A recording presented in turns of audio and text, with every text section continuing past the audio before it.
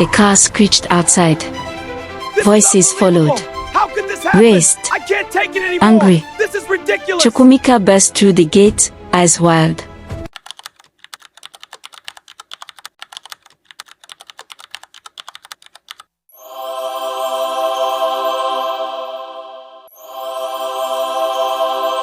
Ifeanyi did not expect peace to feel so loud. After the elders' verdict, the house returned to him, but it no longer sounded the same. The walls still held his father's laughter. The floor still remembered his mother's footsteps. Yet at night, when the generator hum from neighboring houses died, silence pressed against his ears like a question that refused to go away. Every creak of the gate woke him. Every knock sent his heart racing, not with fear, but with memory. One evening while clearing his father's room, Ifeanyi found an old wooden box. Inside were his father's notebooks, records of expenses, small business ideas, prayers written in shaky handwriting. One page caught his attention.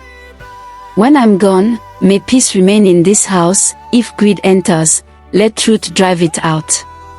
Ifeanyi sat on the floor and cried like a child. That night, he dreamt of his father. He was seated on his chair, calm, smiling. "You did well," he said, "but remember, bitterness is another kind of luck." He woke up shaking. That was when he realized. He had reclaimed the house, but his heart was still locked.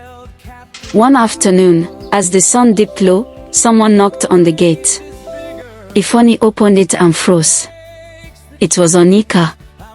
The youngest of his elder brothers, stood before Ifeanyi, thinner, quieter, as avoiding Ifeanyi's. "I heard you were around," Onika said awkwardly. Ifeanyi said nothing. "I lost my job," he continued. I made mistakes." Still, Ifeanyi said nothing. Finally, he looked up. "I'm sorry, Ifeanyi." The words were small, fragile.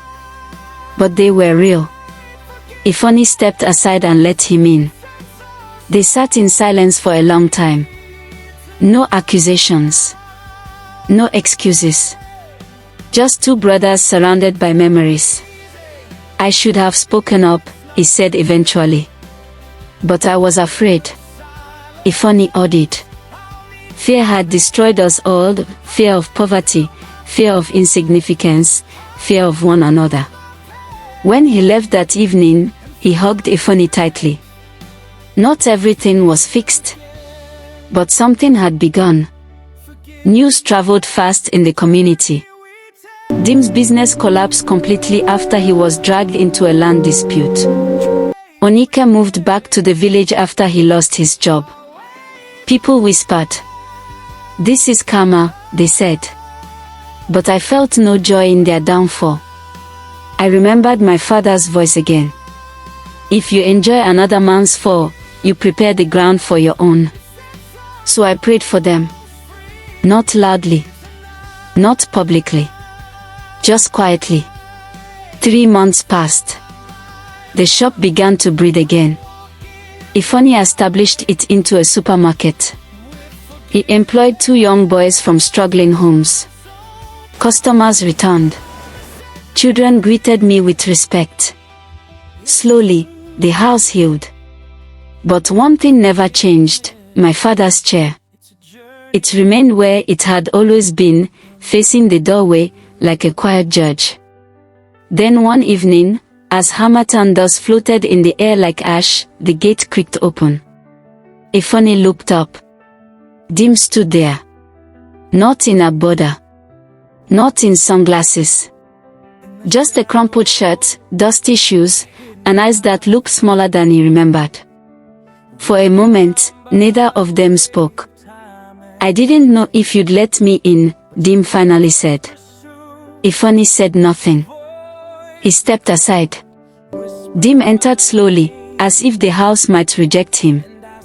His gaze moved around the room, landing on the chair. "You kept it," he said. "Yes." Silence again. Thick. Heavy. "I lost the deal." Dim said suddenly, like a confession ripped from his chest. Everything collapsed. Partners pulled out. Bank froze my account. Ifeanyi nodded once. Not in satisfaction. Not in pity. Just acknowledgement. I came to ask for help, Dim continued, his voice low. But not money. I came to ask for forgiveness. The word hung in the air like fragile glass. Before Ifeanyi could respond, another sound broke the moment. A car screeched outside. Voices followed. How could this Raised. happen? I can't take it anymore. Angry. Chukwumika burst through the gate, eyes wild. So it's true, he snapped. You two came here begging him. This is not the plan, Chukwumika continued. We should be fighting this boy, not kneeling. Ifeanyi felt something stir inside him, not anger.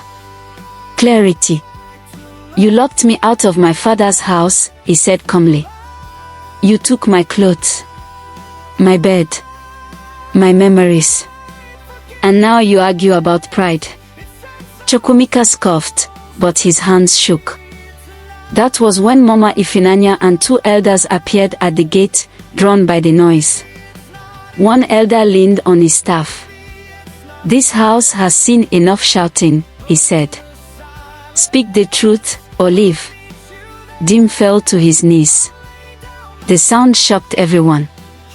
I was wrong, he said, forehead touching the floor. Papa warned us. And we ignored him. Chukwumika laughed bitterly. You think kneeling fixes everything? Ifeanyi walked to his father's chair and rested his hand on it.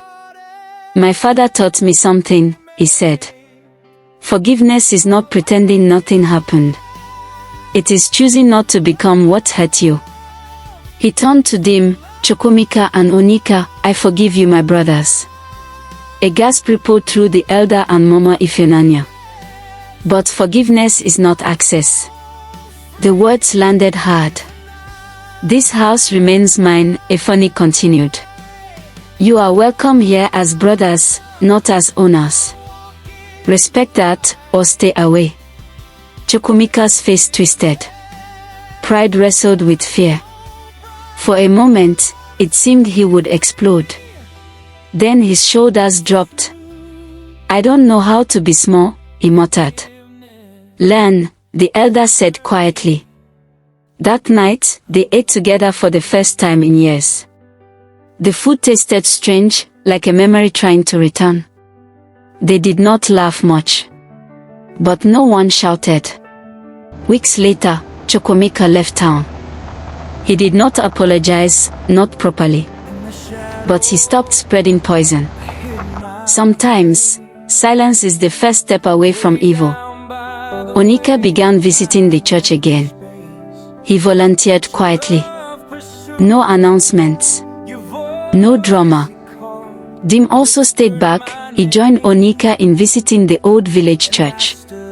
One afternoon, while Ifeanyi was reading a newspaper, Papa would have liked you best, Dim, who was watching him, said. Ifeanyi shook his head. No.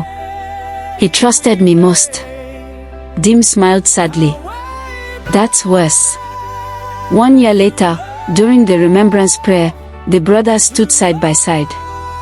Not equal. Not perfect. But honest. Ifeanyi sat in his father's chair afterward, alone. For the first time, the silence felt warm. Some people change loudly. Others change slowly. Some never change at all. But forgiveness, real forgiveness, is not a reward for repentance. It is a decision to let the truth end the story, without letting bitterness write the sequel.